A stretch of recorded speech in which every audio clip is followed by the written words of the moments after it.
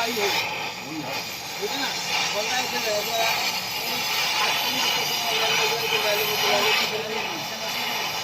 4 लाख का रेट होता है।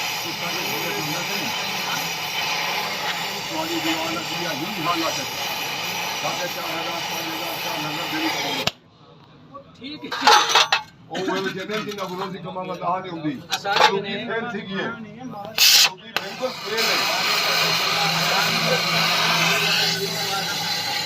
है।